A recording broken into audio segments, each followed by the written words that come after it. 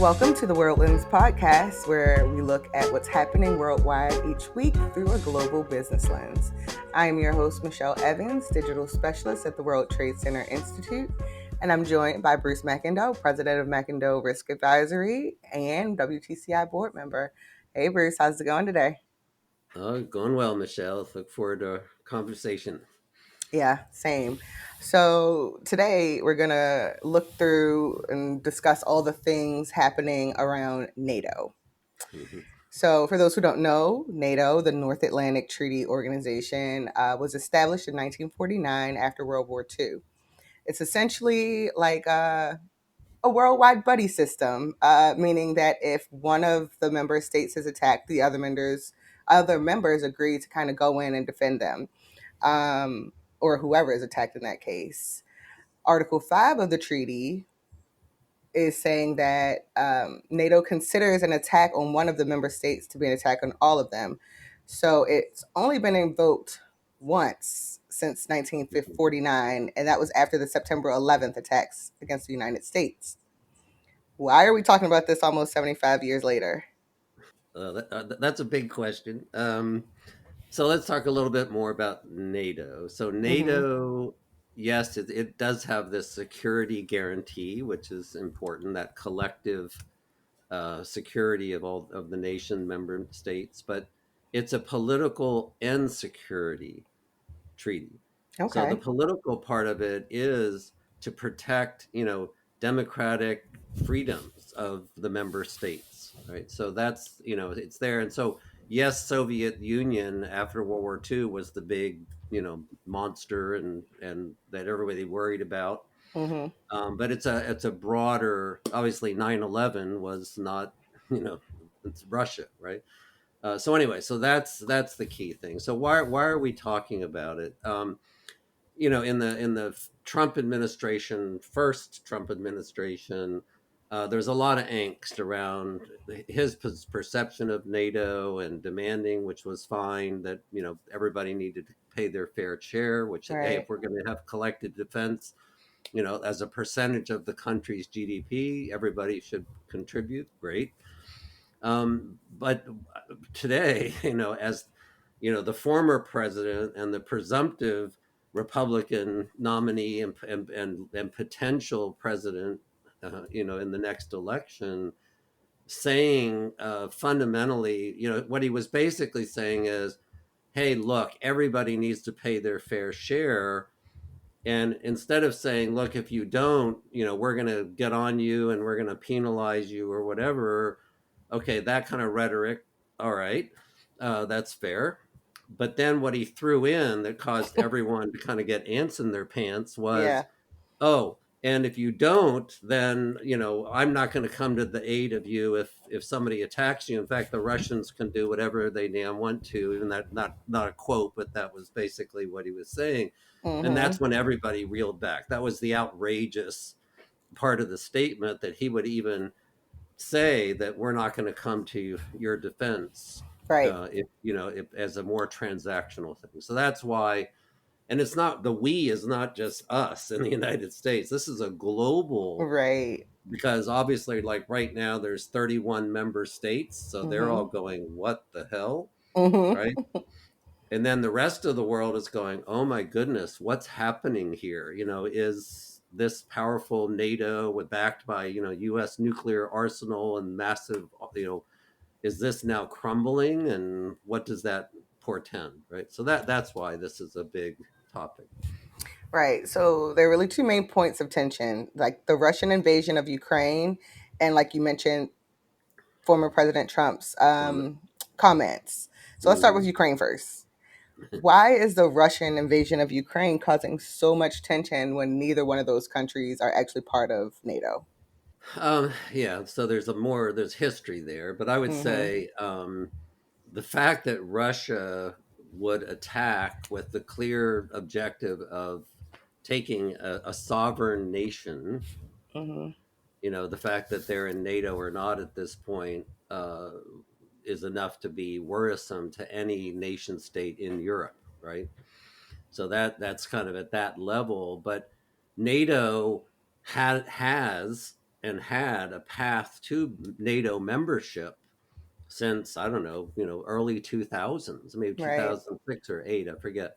But anyway, so they could have been a NATO member. They are wanting to be a NATO member, and we're on that path until some corruption and issues within the Ukrainian government, and then concern about antagonizing Russia, which was the pretext to some degree of why they attacked Ukraine, right? Okay. So anyway, so that's why this is all. But they just felt like it's a domino, right? If Mm-hmm. if we just sit back and let Ukraine fall, then what's next? Poland and on. So Right. that's why this is a big issue. So if Russia is encroaching on Europe, it's a big fear that they're kind of moving in.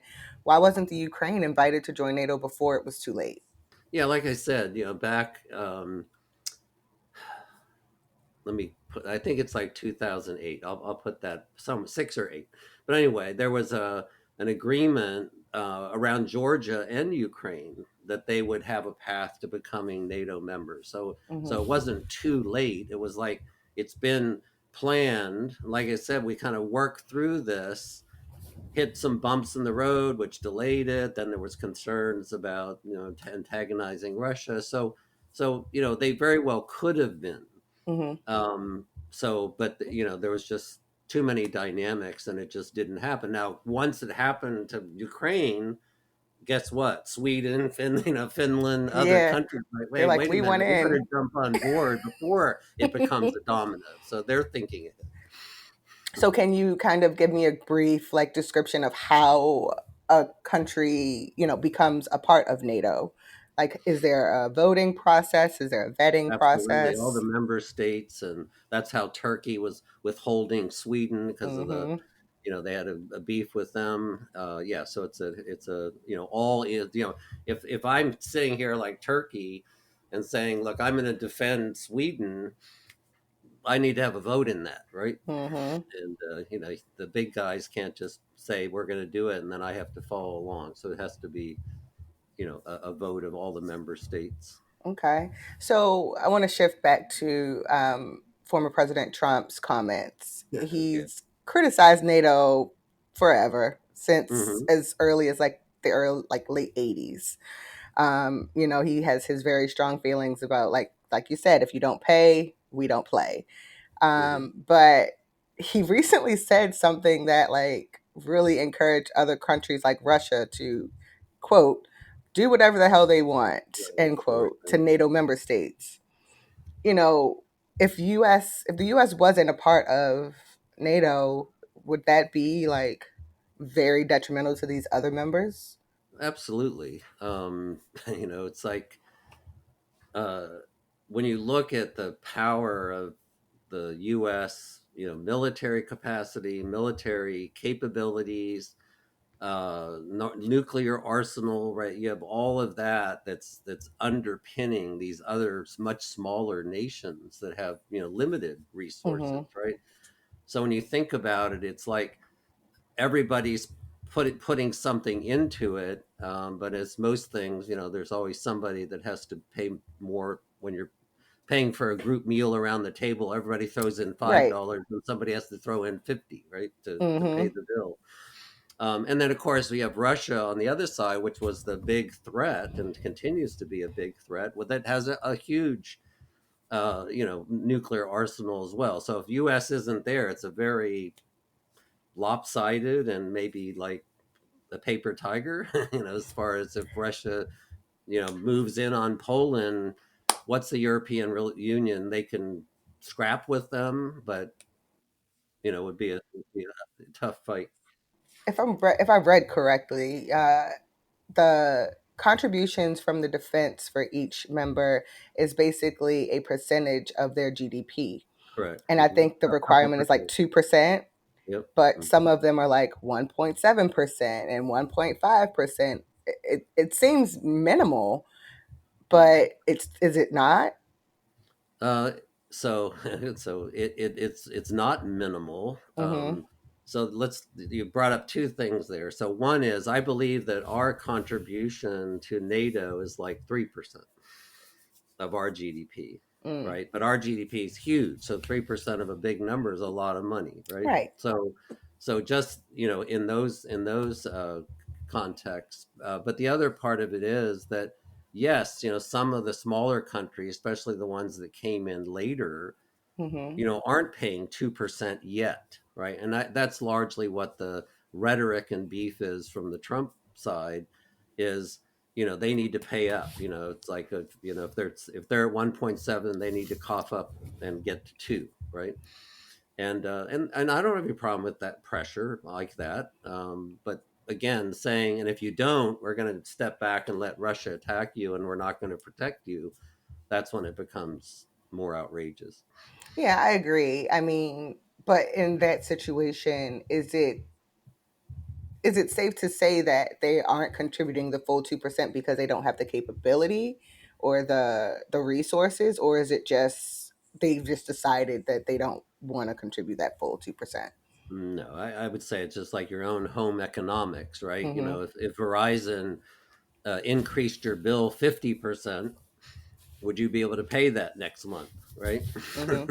But if I raise it 2%, 5%, 3%, over a period of time, and so these countries, they have to adjust. They've been, they have a GDP, they have a certain cost structure for running their nation, and then suddenly they have to cough up 2% of that like that Mm-hmm. is very difficult. So they have to kind of leg into it over Yeah. time and to make it happen. And most of the members have stepped up. Yeah. So I'm going to play devil's advocate. Would it be accurate to say that the U.S. is really the power behind NATO? Um, so you have to kind of define power, right? So clearly, the collective 31 nations, uh, it represents a significant amount of power. When you talk about military power, absolutely. Mm-hmm. With all of the assets that we have, space, land, air, nuclear, underwater, sea. So Mm-hmm. yes, we have 1.4 million, soldiers, which is probably, I don't know, significant more than other nation states Right. have to deploy. So yeah, so absolutely, yeah. So if so, like, is something like this NATO, like this alliance, is it a bit outdated if we're the ones kind of carrying it all?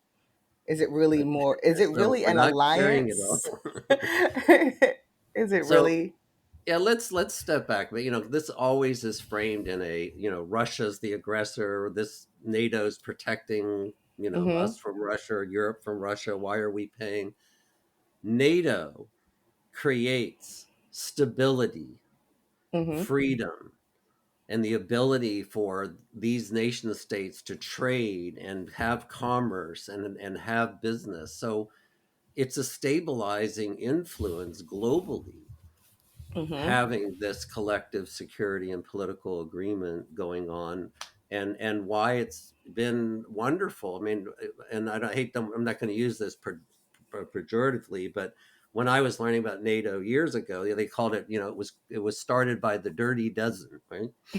And kind of a play on things. But anyway, but it was 12 countries, with the U.S. coming out of World War II, and 31 now. When you look at the NATO bloc, that have agreed on these terms of how to work together and trade and have stability. That's really what this is about. And we're going through massive changes in the reordering of the world order, right, since World Mm-hmm. War II, and in the last, I don't know, 10 years, last 5 years, this is all.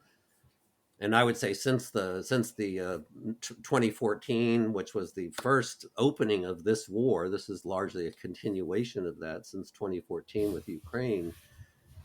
We now have seen a substantial realigning of the world order with China, kind of tying in with Russia. We have up and coming India. So we need to have these institutions be stable and not Mm-hmm. end up in another global war. That's not good for anybody. So if NATO is this great, like, come together of nations with the trade and defense and Hmm. security, why are there only 31 nations? Like, why aren't there more? Why aren't more people like fighting to become a part of NATO? I think a lot of countries do want to be part of NATO, but again, it's the haves and the have-nots. One, you got to step back and say, can we afford 2% of our GDP? We Mm-hmm. can't even feed our population, right? That whole like bottom just goes away, right? Yeah. And so yeah, I think, and then it has to be, okay, it is a collective defense. What are you bringing to the table to contribute to the NATO force? Well, a lot of Mm-hmm. countries don't have much of a military, right? And so this ends up being kind of this crescent of developed nation states that want to band together. It's just like if you lived out in the country and there's a little community of houses, and Mm-hmm. all of you would have collective defense, whatever it might be, fire Little or neighborhood watch. marauders or whatever, right? It seems a bit, I guess, morally unfair, in my opinion, because the have nots, the smaller countries who don't have the resources to Hmm. participate in NATO, they're kind of left vulnerable. So again, those are, now you're getting into the other dimensions of the UN, which is that Mm-hmm. structure that came out of the war, to have a venue for every recognized nation on the planet, right? Mm-hmm. 200 and whatever it is, 50 something. So um, yeah, so that's that structure, and then a subset of that structure is NATO, right? Mm-hmm. Uh, and then there's other, economic blocks and economic treaty blocks, and Right. so there's all of these associations, and the key thing is, can we keep them intact, or are they going to start to splinter, and Mm-hmm. we're going to see more friction and more challenges, and that's where we are right now. And Yeah. the whole world is looking at this going, uh-oh, is this a huge fracture that's Yeah. about to happen? And Speaking of which, mm, there's a lot of prognosticating, big word for you, that a Russian attack on a NATO member state is no longer a question of if, but when. Do you agree? okay, so okay, this is a classic, analyst answer. It depends. So, what if Ukraine was a NATO member, right? Hmm. Putin said, I attacked them because they were going to become a NATO member, right? And now he's got his rhetoric pointing at Poland. So Right. um, I think that right now, because of the way that the U.S. is looking, and all the stuff that's going on around the elections and who might be president, yeah, I think there is a path that you know Putin could say, "Hey, I've basically declawed the U.S. Hmm. And they're going to step back from the world stage, and I can step forward." Right? That would be, Hmm. that depends. Or Putin's getting up there in age, 70 something, right? And what if there's no Putin, right? Well, that's fine, but you know what? You could have an autocrat that's worse than Putin, Yeah, I was about right? to say, Come would in Russia behind. still be So considered a threat? I would never say that it's inevitable, but clearly, if any of these things happen that creates weakness, Hmm. or aggressiveness, in the case of an autocrat that is more aggressive, then yeah, you could see Russia or any other. I mean, Turkey and Greece went at it. And they were both Yeah. NATO states. So I'm going to ask you to whip out that good old crystal ball again so we can see Okay. into the future. Let's say that the US continues to be a strong NATO ally. Do you see Mhm. anything changing? Like, what's our benefit there? So our benefit collectively, and then for this podcast, global business Mm-hmm. is the same reason we have warships in the Red Sea. It's like, who's out there that's tamping down these things so that we can have stability and we can have global freedom of navigation and trade and those Right. kinds of things. And we trade heavily with our NATO partners, right? So it is in a very important structure to facilitate. And everyone loves stability and certainty, and the Of course. markets, business, everything, right? And look at, we're getting pockets of inflation because shipping is becoming more expensive now, where people are avoiding the Right. Suez Canal. So yeah, that's, I guess, is how I look at the value of that. Mm-hmm. And um and and if it's not there, and we do have now, and we're, and we're teetering on it right now, right? We have, I think, 10 active conflicts, wars going on, in the Middle East. We have 45 in the African continent Mm-hmm. that doesn't get much play in Western media. And then, of Right. course, what's going on in South America. So right now we have a lot of angst and kinetic, well, conflicts going on, that, could all of this like bubble up into a mess, a total mess, right? That's what these, China, the US and European Union, and, everyone, Australia, everybody's looking at this thing. How do we like cool things down? Right. Now, on the flip side, what if we, for some reason leave NATO? Will it still even, like, will NATO still exist? And what would that do for global business, if anything at all? Yeah, so one is, absolutely will continue to exist, because why would the European like not still have collective defense, right? Neither, not, no one state wants to stand out there alone, right? Right. So it would still exist. The problem would be, would Russia now say, "Hey, I can be more aggressive, and I'll go after Poland and Lithuania and Estonia, and kind of bring the Soviet Union back together," which has been stated by Putin. Mm-hmm. Then I'd say, the depends. Now I would say yes, it's highly likely that Russia would start to sweep up the weaker states, and the other countries would look at that and say, do we really want to go head to head against Russian military and nuclear capacity? Would be a really tough call.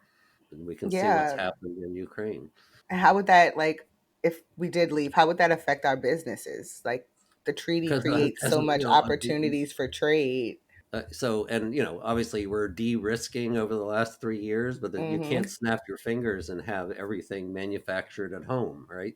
So Right. we still rely on a global economy. We still rely on global markets, right, for our goods and services. And so Mm-hmm. if we were to like say, okay, and then you probably end up in, a tariff war where, it says, Yeah. okay, US, if you're not going to help protect us, then we're going to start raising Yeah. the wall, and we'll just, we don't manufacture that much, so it's, so that, I'm sure they could find alternate supply, or whatever's, and start, but then you start fragmenting the whole world economy that was not designed and grew up that way during globalization. So, like we were just talking, like so much of NATO seems like it's defending against aggression from Russia right now. What happens, like you said, if Vladimir Putin is no longer there and they have someone worse? Like, would they Hmm. still be considered a major threat to us? So I can, so yeah, clearly, Russia's right there at the doorstep, right? Mm-hmm. NATO, is focusing on North Korea. They're focusing on China's rising military capacity and nuclear capacity. So yeah, I mean, the whole Russia boogeyman, definitely was there from a World War II and still is today. But there are Mm-hmm. more actors out there that are dangerous and Yeah. becoming more dangerous in that regard, or capable. And so yeah, it's not just Russia. Yeah. There's like this eerie feeling like it's almost like a redux of the Cold War. Like, do you think that's where we're headed again? Um, like redefine. I guess in my view of how I look at it is Team China and Team West. It's kind of what we have to deal with in the next decades, Mm-hmm. and then India's out there. They're going to try and play both, or no, I shouldn't say play. They're going to support and take care of their country, trying to work both sides of that with China. Straddling the And fence. Yeah. but as they rise, they're going to be more populous, and I think now, than China, and they're going to have a bigger GDP than China down the road, right? Yeah. As their demographics wane off. So as these structures all start going, now it's got to be and China's really, they're, Russia's largely a ward of the Chinese state at this point for their economy. And Hmm. they've got North Korea, so you've got, some real tough actors there, that are forming. And pretty much they're going to have their own economic model, they're going to be trading. It's going to be a very different world than where we have come from, and we have to learn to navigate that. And we can't navigate it with aggression. Right. We need to have, mutual respect and value between these camps. I agree. I could literally sit here and ask you a million more questions, but time is of the essence. But thank you again for your insights. Always, always the best. But go ahead and let everybody know how to find you if they have any more questions or want to Sure. Yeah. chat. It's or throw eggs. Yeah, but Macinda Risk Advisory on the web, LinkedIn, and always enjoy hearing people's thoughts and reading about other people's opinions. And I can tell you that there's no right opinion, there's no right Hmm. crystal ball. There's so many dynamics that are going on, Right. but staying up on it is really important. Agreed. Thank you so much for tuning in. Please visit the World Trade Center Institute online at WTCI.org for more insights, events, and opportunities. Make sure to follow us on all social channels at WTC Institute, and we can continue the conversation there. See you next week.